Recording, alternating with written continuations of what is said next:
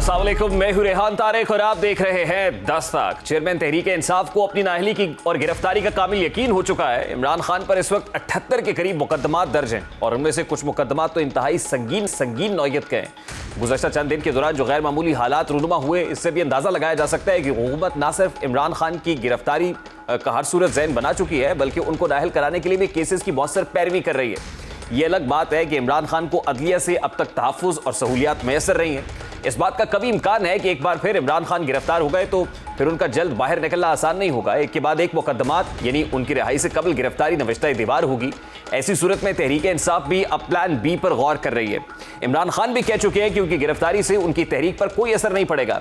ज़राए के मुताबिक बात इस हद तक बढ़ चुकी है कि खान साहब अब जेल जाने से कबल इंतखाबात के लिए वक्त से पहले प्लानिंग कर रहे हैं। वो चाहते हैं कि उनकी गिरफ्तारी से कबल वो इलेक्शन लड़ने वाले तमाम अरकान को खुद सिलेक्ट करें और टिकट जारी करें। खुद उनके पार्टी रहनुमा भी अपने आप को उनके जानशी के तौर पर पेश कर रहे हैं। जैसे गुज़श्ता दिनों ही शाह महमूद कुरैशी ने एक प्रेस कॉन्फ्रेंस में अपने आप को इमरान खान के बाद पार्टी का मजबूत तरीन ओहदे का हामिल बताते हुए कहा कि इमरान खान की गिरफ्तारी के बाद भी पार्टी मुकम्मल होकर मुकाबला करेगी। पार्टी के नायब कप्तान की हैसियत से मैं जिम्मेदारियां निभाने के लिए तैयार हूँ।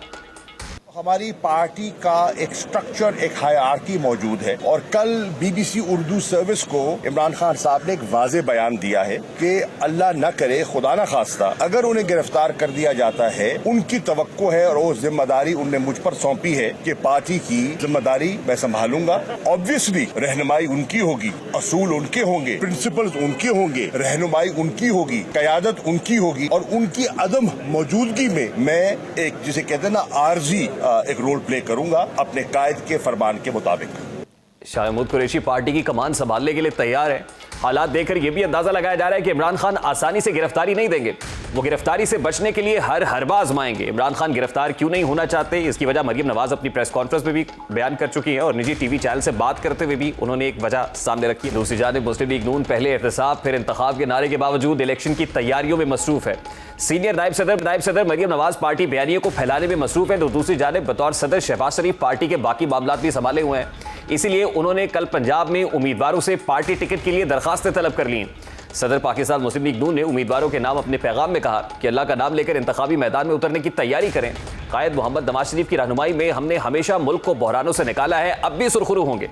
बात की जाए मुस्लिम लीग नून की इंतखाबी मुहिम की तो फिर लीड मरियम नवाज तो हर रोज़ एक से एक नए अंदाज में वो कुछ इस राज और मालूमात अफशा करने में मसरूफ़ हैं कि जो बरसों से अपने दिल में लिए फिर रही थी। उन्होंने गुज़श्ता रोज़ एक टीवी इंटरव्यू में इल्ज़ाम लगाया कि उनके वालिद नवाज शरीफ को दौरान कैद जहर दिए जाने से उनके प्लेटलेट्स गिरे थे। जब वो बिगड़ी और वो ज़िंदगी और मौत की कशमकश में आए तो कुछ लोगों के हाथ पाँव फूल गए। इसी वजह से उन्होंने नवाज शरीफ को बाहर भिजवाया। नवाज शरीफ को हिरासत में जहर दिया गया। मरियम नवाज के इल्ज़ाम में कितनी हकीकत है इससे मुताल्लिक कुछ यकीन से नहीं कहा जा सकता, लेकिन ये हकीकत अपनी जगह मौजूद है कि नैब हिरासत के दौरान नवाज शरीफ की हालत इस कदर खराब हुई कि उन्हें अस्पताल मुंतकिल करना पड़ा, जहां पर उनके कुछ टेस्ट किए गए तो मालूम हुआ कि उनके प्लेटलेट्स खतरनाक हद तक गिर चुके हैं, जिससे उनकी जान जाने का अंदेशा था। मरियम नवाज इसी इंटरव्यू में एक और संगीन इल्जाम आयद करते हुए बताती हैं कि दौरान कैद जस्टिस आसिफ सईद खोसा की बतौर चीफ जस्टिस तौसी के लिए नवाज शरीफ से रखे और कुछ लो और कुछ दो की पॉलिसी अपनाने को कहते रहे, लेकिन उनके इनकार पर नवाज शरीफ के खिलाफ केसेस में ब्लैक लॉ डिक्शनरी का सहारा लिया गया और सिजिलियन माफिया के अलकाबात से नवाजा गया। जस्टिस साकिब निसार के बाद अब जस्टिस आसिफ सईद खोसा पर तनकीद की इस वक्त बंदूकें तानी हुई है। मरियम नवाज ने आज फैसलाबाद जलसे में भी कुछ ऐसी ही बातें उन्होंने दोहराई हैं और यूँ लग रहा है कि जैसे 5 के टोले में अपने बयानिए को मजीद वसअत देते हुए अब वो पेशरफ्त कर रही हैं और अब तनकीद का रुख आसिफ सईद खोसा की जानिब है।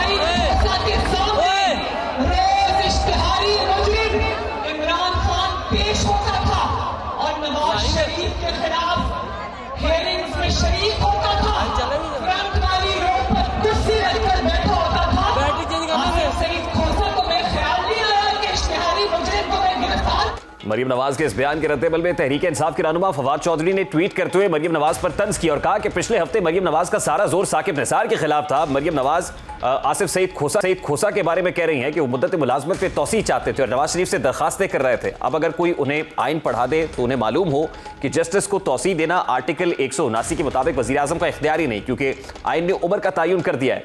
फवाद चौधरी की ट्वीट अपनी जगह, लेकिन यह भी हकीकत है कि 2019 में इस आइन को बदलने की कोशिश की गई, लेकिन तहरीक इंसाफ को इस सिलसिले में मुंह की खाना पड़ी। 2019 में अमजद न्याजी और फखर इमाम की जानिब से कौमी असम्बली में चीफ जस्टिस की मुद्दत मुलाजमत की बालाई उम्र 65 बरस से 68 बरस करने का बिल टेबल किया गया, लेकिन इस पर शदीद तनकीद और मजामत का सामना करना पड़ा, जिसके बाद तहरीक इंसाफ को यह बिल वापस लेना पड़ा था।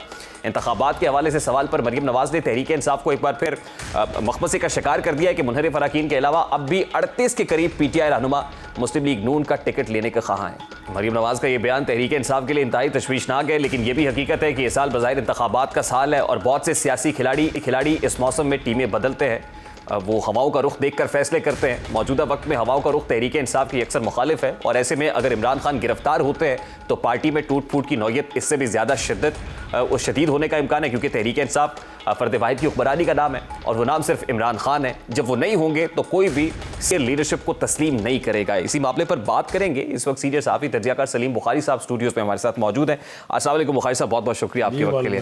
बुखारी साहब, सबसे पहले तो हस्बे रिवायत बड़ा सादा सा सवाल है।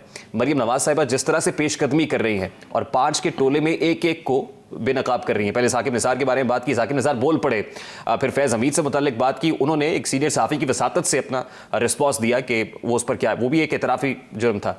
अब मरियम नवाज आसिफ सईद खोसा से मुताल्लिक बात कर रही है, जो बातें वो कर रही हैं कि नवाज शरीफ से कुछ लोग आए मिलने के लिए, तौसी का मामला था, उसके बाद आसिफ सईद खोसा क्योंकि ऑथर जज के तौर पर ये सब कुछ लिखा, आपको लग रहा है कि उन क्वार्टर्स में प्रेशर महसूस किया जा रहा है? बहुत शुक्रिया आपका। जो मासूम सादा सवाल है, मेरे ख्याल से सारा वक्त मेरे हिस्से का जो है वो इसका जवाब देने में गुजर जाएगा। देखिए, वो जिस वक्त जो बात कर रही हैं वो एक नया बयानिया लेके आई थी लंदन से, आपको मालूम है, जब 5 के टोले की बात हुई और उसको अब वो एक एक करके उनको एक्सपोज करना कह लीजिए या उनके ऊपर कीचड़ उछालना, जो मर्जी नाम दे लीजिए आप इसको, लेकिन उनकी बात हो रही है। देखिए, जहाँ तक उनका ताल्लुक जुडिशरी के हवाले से है, जो बातें वो कर रही हैं, ये मेरे ख्याल से बहुत पाकिस्तानियों को मतलब है मजमूई तौर पर पता है कि ये झूठ नहीं है। चूँकि इफ्तिखार चौधरी के दौर से जो जुडिशल एक्टिविज़म शुरू हुआ वो फिर साकिब निसार से होता हुआ खोसा साहब और खोसा साहब से होकर पता नहीं कहाँ कहाँ पहुँचा है। इसकी तारीख़ बड़ी स्याह है। इसकी तारीख़ के हवाले से बहुत सारे लोगों के कोट्स में आपको बयान कर सकता हूँ। मिसाल के तौर पे पानामा के फ़ैसले पे अली अहमद कुर्द ने कहा कि मैं इस्लामाबाद आया हूँ उस जज की शक्ल देखने के लिए जिसने इतना अजीबो-गरीब और नाकाबिले यकीन फ़ैसला लिखा है। तो ये जुडिशल एक्टिविज़म रहा है और नवाज शरीफ इसके टारगेट भी रहे हैं, इसके बारे में कोई दो राय नहीं है। पनामा का case itself is a very glaring example of this कि justice was not done. Bukhari साहब, जिस तरह की तनकीद इस वक्त जुडिशरी पर मरियम नवाज साहिबा कर रही हैं, आपको लग रहा है कि अल्टीमेटली जो उनका टारगेट है अपना हदफ अचीव करने में कामयाब हो जाएंगी? जी, ये तनकीद होनी चाहिए थी। ये तनकीद इतनी देर नहीं हुई, इसकी वजह से ये मामला इस हद तक पहुँच गया है। अदलिया जो है आसमान से नहीं उतरती है। अदलिया के जजों के फैसले बोलते हैं, अगर फैसले बोलना बंद कर दें, गूंगे हो जाएं और सिर्फ जजेस बोलेंगे, उनके रिमार्क्स के ऊपर फैसले होंगे, तो फिर यही कुछ होगा। लिहाजा अदलिया को तैयार रहना चाहिए कि अगर वो अनफाउंडेड ग्राउंड्स के ऊपर फैसले देंगे, किसी की खुशनुदी के लिए फैसले देंगे। What are you expecting? Saqib Nisar sahab ने तो रिस्पांस दे दिया। देखिए, माना ना उन्होंने, आसिफ सईद खोसा साहब की तरफ से एक दो रोज के अंदर देखेंगे कि कोई रद्द-ए-अमल आएगा। जब एक साबिका चीफ जस्टिस ये कहे कि मैंने ABCD को मुकम्मल तौर पे तो सादिक और अमीन नहीं कहा था, उसकी अक्ल का मातम भी करना चाहिए, उसके लफ्ज़ों का मातम भी करना चाहिए कि ये पार्शल सादिक और अमीन कौन होता है। ये अब साकिब साहब से पूछना चाहिए जनाब कि इसकी डेफिनेशन कौन से इस्लाम में मौजूद है, कौन से जूरिस्प्रूडेंस में मौजूद है। यानी मरियम नवाज के बयानिए की हिद्दत और तपिश महसूस हो रही है, बहुत हद तक हो रही है। अब जो आखिरी नतीजा इसका निकलने वाला है वो ये है कि जो लाडलेपन का तासुर है इमरान खान साहब के बारे में कि वो अदालतों के लाडले हैं, खुद साकिब निसार साहब ने कहा कि वो अदालतों के लाडले रहे हैं, तो ये मेरे ख्याल से अब ख़त्म होने का वक्त आ गया है। ये लेकिन बुखारी साहब, सॉरी टू से, वो कैसे होगा? आज ही वारंट गिरफ्तारी जारी होते हैं, आज ही उसमें मनसूखी भी हो जाती है, इमरान खान साहब को ज़मानत भी मिल जाती है। मतलब एक तरफ तो तनकीद है और आपके मुताबिक वो तपिश महसूस भी की जा रही है, दूसरी तरफ पैरेलल जो लाडलाइज़म है वो भी बढ़ता चला जा रहा है। ये आपने एक जो मिसाल दी है कि रात को वारंट गिरफ्तारी जारी होते हैं, अगले दिन सुबह जो है वो मुअत्तल हो जाते हैं, ये सब कुछ ही उस लाडलापन की निशानियां हैं जो मैं आपसे अर्ज़ कर रहा हूँ। लेकिन उसकी भी एक अपर लिमिट है, एक हद पे जाके इससे ख़त्म होना है, जो कि मुझे अब दिखाई दे रहा है। जैसा आपने अपने इब्तिदाइये में कहा कि इमरान खान साहब कब तक बचेंगे, मरीम नवाज़ भी कह रही हैं कि वो कब तक बचेंगे। अब बचने की उम्मीद इसलिए नहीं है कि आपके मुताबिक भी और ख़ुद मैं भी इसको तस्लीम करता हूँ कि 3 मुकदमात की नौइयत ऐसी है कि दुनिया का कोई जुरिस्प्रूडेंस ले आए, दुनिया के किसी बनाना रिपब्लिक की अदलिया उठा के ले आए, वो भी रिलीफ नहीं दे सकती इमरान खान साहब को। उसमें तोशाखाना केस है, उसमें टेररिज्म वाइट का केस है, उसमें फॉरेन फंडिंग का केस है। ये तो खौफनाक तोशाखाना केस में फौजदारी कार्रवाई शुरू होनी है, जज साहब नाकाबिल ज़मानत वारंट गिरफ्तारी जारी करते हैं, हुकूमत गिरफ्तारी नहीं कर पाती है सर। करेक्ट। देखिए, हुकूमत की तरफ से जिस पेशेंस का मुजाहरा किया गया या जो आप कह लें उनकी सॉफ्ट हैंडलिंग है, उसका भी अब खात्मे का वक्त है। They have to do it. अगर ये रिट इस्टेब्लिश नहीं होगी हुकूमत की, जिसका कि मुजाहरा हमने कल देखा, लोग इसको अपनी मर्ज़ी से इंटरप्रेट कर रहे हैं, लेकिन आप मुझे बताइए जो कुछ औरत मार्च के साथ इस्लामाबाद में हुआ, अगर यही पीटीआई के सारे जो टाइगर्स हैं सो कॉल्ड, ये अगर पहुंच जाते जहां पर औरत मार्च का रूट था, जहां इन्होंने क्रॉस करना था एक दूसरे को, तो क्या होता? कौन जिम्मेदारी लेता उसकी? But Bukhari sahab, if this has to be done by the use of force, अगर ताकत के इस्तेमाल से ही आपने पलड़े भी बराबर करने हैं, चीजों को नलिफाई भी करना है, लेवल प्लेइंग फील्ड भी क्रिएट करना है, आपको नहीं लगता इसकी रिपरकशंस तो होंगे? ताकत के इस्तेमाल के हवाले से एक एक्सेप्शन आपको निकालनी पड़ेगी, उसको कहते हैं writ of the government. Writ of the government अगर नहीं है तो मुल्क नहीं है। रिट ऑफ द गवर्नमेंट नहीं है तो कोई कानून नहीं है। रिट ऑफ द गवर्नमेंट से मुराद क्या है कि अगर हुकूमत ने कह दिया था कल के दफ़ा 44 लग गई है और ये रेड लाइन है, आपने इससे आगे नहीं आना, तो उनको नहीं आना चाहिए आगे। This is nobody's father's right कि आप हर कानून को तोड़ेंगे और तोड़ के ये कहेंगे कि this is your political right. No, it is not. और बुखारी साहब, उसके अंदर वो किस तरह, किस वक्त में लगी और फिर कब हटा ली गई, इसके बहुत सारे सवाल हैं। मैं तो आपसे सिर्फ ये पूछ रहा हूं सर कि इमरान खान साहब को by the use of force नाअहल भी करें, गिरफ्तार भी करें, सिर्फ इसलिए so as to create the level playing field, क्या इसके इंप्लीकेशंस नहीं होंगे? मेरा बड़ा सादा सा सवाल है। मेरे ख्याल से इसको लेवल प्लेइंग फील्ड के लिए नहीं इस्तेमाल करना चाहिए, इसको प्योरली मेरिट्स पर देखना चाहिए। वो शख्स जो पूरी दुनिया को चोर और डाकू कहता है, वो शख्स जिसकी ज़बान का हाल ये है कि जिसको वो पंजाब का सबसे बड़ा डाकू कहे, उसके सुपुर्द अपनी पूरी पार्टी कर दे, उसको चीफ मिनिस्टर बना दे पंजाब का, ये क्या है? Is it leadership? आप मुझे बताइए, सोच के क्या फ़ैसले इस तरह होते हैं? क्या इस तरीके से रमूज़ सल्तनत चलाए जाते हैं? तो मतलब कहने का ये है कि अब टाइम आ गया है ये कि हुकूमत को भी चाहिए कि वो अपने रिट इस्टेब्लिश करे और ख़ान साहब को भी चाहिए कि वो उस पेडेस्टल से उतर आएँ जहाँ वो समझते हैं कि उनको हाथ नहीं लगाया जा सकता। बेपनाह दफ़ा साबित हो चुका है। 25 मई से शुरू हो जाएं, 26 नवंबर पे आ जाएं, 26 नवंबर से शुरू हो जाएं, फिर ये हाल नहीं, उसके लिए तो बुखारी साहब इमरान खान साहब ने कोशिश की। उन्होंने कहा मैं पॉलिटिकल स्टेक होल्डर्स के साथ भी बैठने के लिए तैयार हूँ, चोरों डाकुओं के साथ नहीं बैठूंगा, आर्मी चीफ के साथ भी बैठने के लिए तैयार हूँ, एस्टैब्लिशमेंट से भी बात करने के लिए तैयार हूँ, मैं माफ़ करने के लिए भी तैयार हूँ बहुत से लोगों को। लेकिन उन्होंने देखा कि मुझे प्राइमा फेसाई में एनआरओ नहीं मिल रहा है, तो अब वो कह रहे हैं मैं गिरफ्तारी के लिए भी तैयार हूँ। आप मुझे ये बताइए कि ये जो एनआरओ की बात आप कर रहे हैं, ये जो आपने दूसरी वजूहात बताई हैं उनके इस रवैये की, उसमें कहीं ना कहीं आपको सच ढूंढना पड़ेगा। जो वे कहते हैं कि मैं चोरों डाकुओं के साथ नहीं बैठूंगा, तो भाई अपनी पार्टी के अंदर जो लीडरशिप जिनके खिलाफ नैब के केसेज हैं, जिनके खिलाफ FIA तफ्तीश कर रही है, उनके साथ आपकी बातचीत कैसे हो जाती है? How do you sit with them? They are all accused like others are accused in Muslim League and People's Party. तो डुअलिटी छोड़नी पड़ेगी आपको।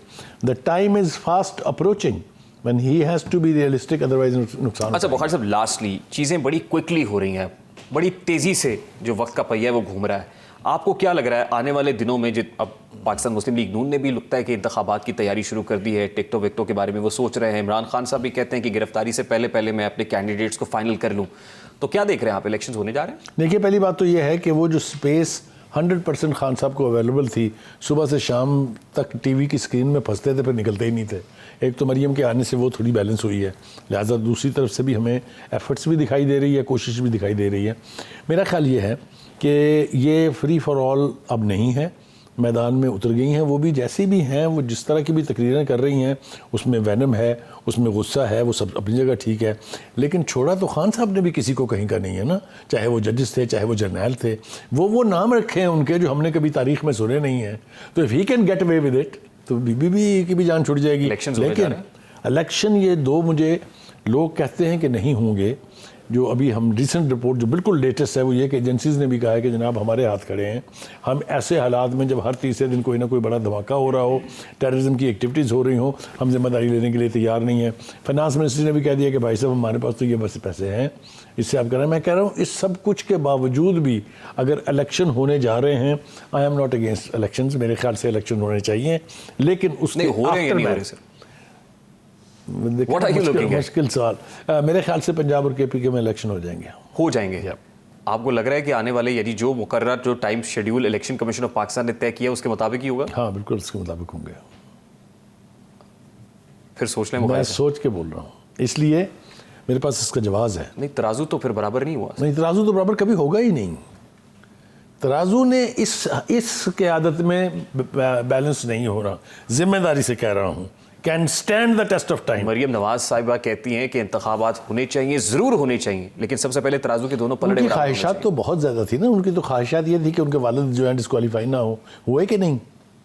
हवाओं का रुख भी तो बदल गया है ना सर। वो बदल जाता है, अभी भी बदलता हुआ दिखाई दे रहा है। एक बात जो आपने बीमारी के हवाले से कही थी, मुझे तो उस दिन यकीन आया था कि यानी नवाज शरीफ साहब वाकई बीमार हैं जब सुबह से शाम तक 4 हेल्थ बुलेटिन तो जारी करती थी यास्मीन राशिद साहिबा, जो उस वक्त पंजाब की हेल्थ की मिनिस्टर थी, और फिर मेरे मुल्क के प्राइम मिनिस्टर ने जब ये कहा कि उनकी हालत इतनी ख़राब है कि मुझे तरस आ गया उनके ऊपर, तब मैंने माना कि नवाज शरीफ बीमार है।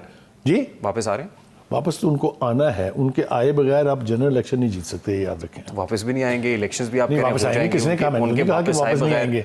तराजू के पलड़े बराबर हुए बगैर भी इलेक्शन हो जाएगा। मेरा ख्याल ये है कि पीडीएम के लिए क्या होगा इस पर? अगर तो पंजाब में हुकूमत नून लीग की या पीडीएम की बनने जा रही है, 1 हफ्ते के बाद नवाज शरीफ साहब पाकिस्तान में होंगे। बहुत बहुत शुक्रिया बुखारी साहब आपके वक्त के लिए। सीनियर साफी बुखारी साहब हमारे साथ मौजूद थे, गुफ्तगू आपने सुनी है। Let's take a very quick short break, और ब्रेक के बाद जब वापस आएंगे, पाकिस्तान तहरीक इंसाफ की जो तनकीद का रुख है वो बिजनेस कम्युनिटी की तरफ भी था।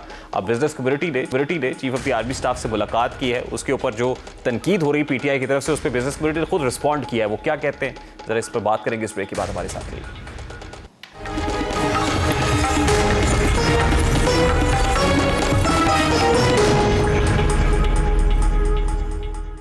Welcome back. तहरीक इंसाफ के रजीम चेंज के साजिशी बयानिए में एक और हरीफ का इजाफा हुआ है, यानी रजीम चेंज की वो साजिश जो अमेरिका में तैयार हुई, फिर हमने देखा कि वो साजिश अमेरिका से होते हुए निगरान वज़ीर आला पंजाब तक पहुंची, और इस रजीम चेंज साजिश में एक और किरदार का इजाफा हुआ है, और वो किरदार पाकिस्तान की बिजनेस कम्युनिटी है।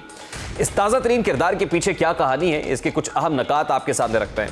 मुल्क की मईशत को इस वक्त शदीद चैलेंजेस दरपेश हैं। डॉलर का रेट बेकाबू है, इंटरेस्ट रेट 20% को पहुंच गया, मुल्क में सरमायाकारी नहीं हो रही, IMF से मामला तय नहीं हो पा रहे, LCs बंद हैं, डॉलर की शदीद कमी है। ये वो सारे मसाइल थे जिनकी यकीन दहानी के लिए कुछ दिन पहले मुल्क के चीदा बड़े ताजर, सनतकार और सरमायाकार army chief general Asim Munir और वजीर खजाना इसहाक डार के साथ मुलाकात में शरीक हुए। मुलाकात में माशी बेचैनी, बदएतमादी और सियासी अदम इस्तेहकाम समेत तमाम मुतल्लिका इशूज़ पर खुलकर बातचीत हुई, जबकि वजीर खजाना इसहाक डार की जानिब से ताजर बरादरी को IMF के साथ प्रोग्राम ट्रैक पर लाने के साथ साथ दोस्त ममालिक के ताउन और मुस्तकबिल के मुतवक्के माशी मंजरनामे पर भी तफसीली तबादला ख्याल हुआ। जबकि आर्मी चीफ ने बिजनेस कम्युनिटी को पैगाम दिया कि मसाइल जरूर है, मगर पाकिस्तान में सब बुरा नहीं है, मिलकर मुल्क के मसाइल को हल कर लेंगे और आखिर तक लड़ेंगे। इसके अलावा वजीर खजाना इसहाक डार ने बताया कि IMF के साथ प्रोग्राम की वजह से शदीद मुश्किलात दरपेश आ रही हैं।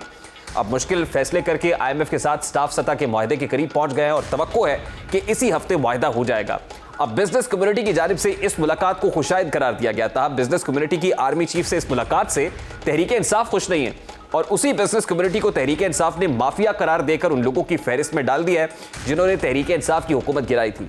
यानी अपनी हुकूमत गिराने में तहरीक इंसाफ ने एक और किरदार का इजाफा कर दिया और बताया है कि इस बिजनेस कम्युनिटी ने हमारे दौर में बेड़ा गर्क कराने में किरदार अदा किया और जनरल बाजवा के सामने मुल्क की गलत पिक्चर पेंट की।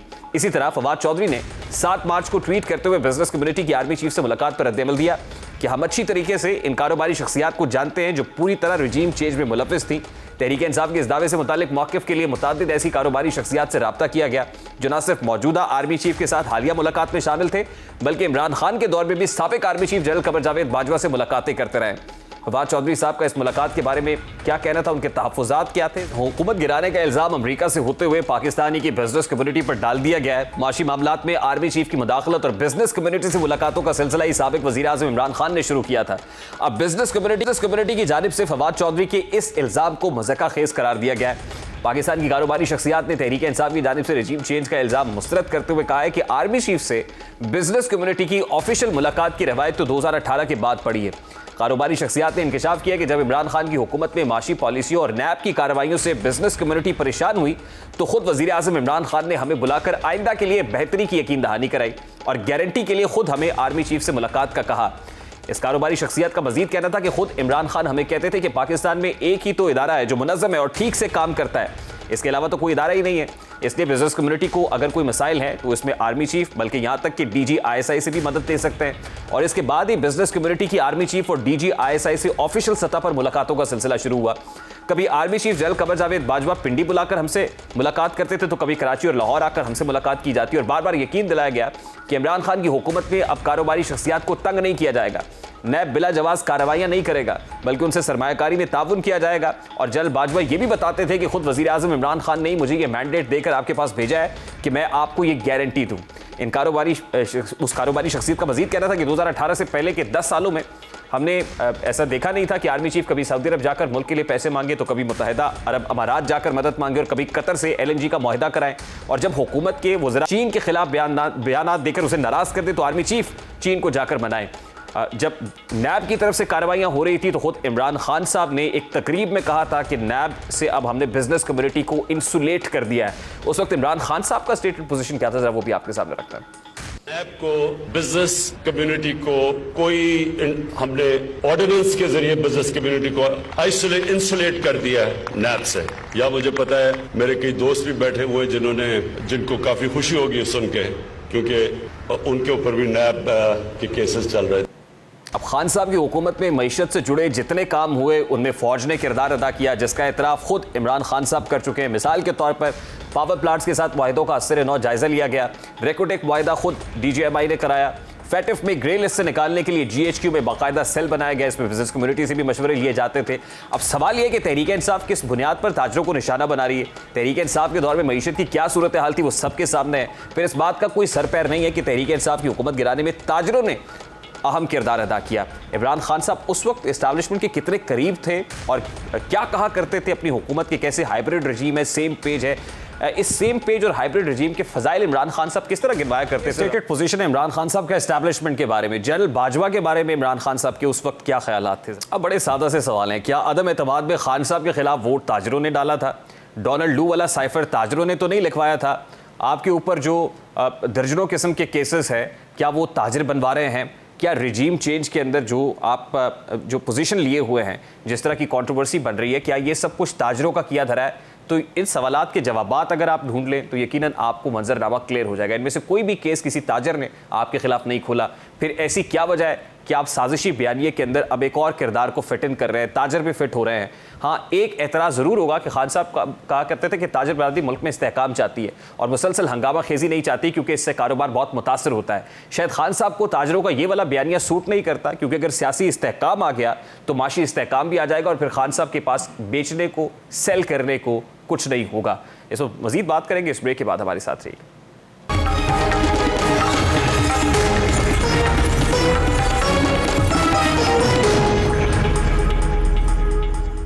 Welcome back. Chairman Tehreek Insaf Imran Khan ने गुज़श्ता दिनों जमान पार्क में गुफ्तगू करते हुए एक बार फिर वाज़े अंदाज में दोहराया कि वो सबके साथ बैठने को तैयार है लेकिन चोरों के साथ बैठने को तैयार नहीं है।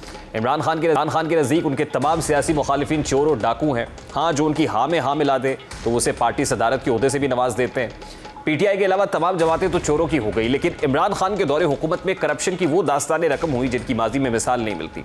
इनमें से ज़्यादातर चोरियाँ और हेरा फेरियाँ वो हैं जो खुद उनके इमा पर की गई। इमरान खान खुद तोशाखाना केस में बुरी तरह जकड़े जा चुके हैं। इसके बावजूद भी वो सिर्फ अपने और मुखालिफिन को कोसने पर इक्तफा किए हुए हैं। उनकी अहलिया बुशरा बीबी, उनकी दस्ते रास फरा गोगी और उनके शौहर एहसन जमील गुज्जर की डाली गई कार्रवाइयाँ होशरुबा हैं, लेकिन ये उनकी सरकूबी करने की बजाय हर वक्त उनकी तरफदारी करते दिखाई देते हैं। लेकिन अब तमाम किरदारों के गिरद शिकंजा कसा जा रहा है और अंदाज़ा है कि जल्द ही ये तमाम किरदार बशमूल इमरान खान जेल की सलाखों के पीछे होंगे। अगर बात की जाए सिर्फ फरा गोगी की तो इस वक्त उनके खिलाफ FIA, एंटी करप्शन और नैब बैक वक्त तहकीकात में मसरूफ़ हैं। तोशाखाना स्कैंडल की तहकीकात के लिए नैब टीम दुबई में मौजूद है और ज़राए के मुताबिक टीम के हाथ उनकी करप्शन की पुख्ता सबूत लग चुके हैं। इसीलिए एहतसाब अदालत ने फराह गोगी के नाकाबिले ज़मानत वारंट गिरफ्तारी जारी की हैं, जो आज FIA की टीम उनके वारंट्स की तामील के लिए डिफेंस में वाक़े घर में लेकर गई। दूसरी जानिब साबिक़ खातून अव्वल बुशरा बीबी की करीबी दोस्त फराह गोगी को इंटरपोल के जरिए गिरफ्तार करके पाकिस्तान लाने का फैसला भी कर लिया गया है, क्योंकि FIA को मनी लॉन्ड्रिंग केस की तहकीकात के दौरान उनके खिलाफ नाकाबिले तरदीद शवाहिद मिल चुके हैं। इसके अलावा फराह खान के खिलाफ आमदन से ज़ायद असासों मनी लॉन्ड्रिंग केस की तहकीकात में सूबे भर से फराह गोगी के नाम जायदादों का रिकॉर्ड तलब कर लिया गया है। कौमी एहतसाब ब्यूरो ने फराह खान की जायदादों का सुराग लगाने के लिए नैब का सूबे भर कर डेवलपमेंट अथॉरिटीज़ को मरासला जारी किया, जिसके जरिए फराह खान और उनके शौहर एहसन जमील के नाम पर भी मौजूद जायदादों का रिकॉर्ड 17 मार्च तक जमा कराने की हिदायत की गई है। इदारों की जानिब से अब तक की तहकीकात के दौरान बुशरा बीबी की करीबी दोस्त फराह गोगी, उनकी बहन मुसर्रत और शौहर एहसन जमील गुर्जर की बैरून मुल्क कई कंपनियां मौजूद होने का इंकशाफ हुआ है। इमरान खान की हुकूमत में फरज शहजादी ने 2019 से 2021 के दरमियान बरतानिया में 4 रियल एस्टेट कंपनियां कायम की हैं, जिनमें से एक कंपनी उनके और उनके शौहर के नाम है, जबकि 3 उनकी बहन के नाम पर है। मजमूई तौर पर देखें तो फराह की बहन मुसर्रत खान के नाम पर बरतानिया में 6 के करीब कंपनियां कायम हैं, जिनका हुजम 0.3 मिलियन पाउंड है। मुसर्रत खान ने रियल एस्टेट के कारोबार से मुंसलिक private limited black apple company 2021 में रजिस्टर कराई। 2019 में रजिस्टर कराई गई कंपनी अलमोज लिमिटेड कारोबारी हुजम के लिहाज से तकरीबन 2,674 बरतानवी पाउंड का वॉल्यूम रखती है। इसी तरह DMK एंटरप्राइजेस लिमिटेड कंपनी भी 2019 में रजिस्टर कराई गई। सितंबर 2016 में कायम की गई कंपनी दिखान्स कंस्ट्रक्शन कंपनी लिमिटेड में मुसर्रत खान की हिदायत पर इसकी रजिस्ट्रेशन हुई, जिसका कारोबारी हुजम तकरीबन जो है वो इस वक्त 1,41,875 UK पाउंड्स बनता है। इसके अलावा Maxim MK trading company limited Musarrat Khan की मिल्कियत है, जिसका हुजम तकरीबन 1,12,199 UK पाउंड्स में है। ये तमाम सरमाया 2019 से 2021 के दरमियान लगाया गया है, जिससे अंदाज़ा लगाया जा सकता है कि पिछले दौरे हुकूमत में किस हद तक करप्शन हुई है। आज इमरान खान साहब ये कह रहे हैं कि वो करप्शन करने वालों यानी करप्ट हुक्मरानों के साथ नहीं बैठ सकते हैं, जिसने चोरी की है उसके साथ बैठने को तैयार नहीं है। इमरान खान साहब के राइट लेफ्ट जो लोग हैं, जिनकी करप्शन की बड़ी बड़ी दास्तानें सामने आ रही हैं, तो क्या इस पर भी कोई बात होगी? क्या आने वाले दिनों में खान साहब इस पर भी कोई एहतसाब का अमल शुरू करेंगे? क्या उनको रियलाइजेशन होगी कि ये जो एकतरफा एहतसाब का मामला चल रहा था, इससे मामला आगे बढ़ेगा नहीं, बल्कि अपने साथ मौजूद जो लोग हैं, जो कसाफतें हैं, उनको दूर करने की ज़रूरत पड़ेगी। प्रोग्राम के वक्त अपने इंतजाम को पहुंचा, आपसे मुलाकात होगी इंशाअल्लाह अगले हफ्ते। पर रखिए ख्याल। अल्लाह हाफ़िज़।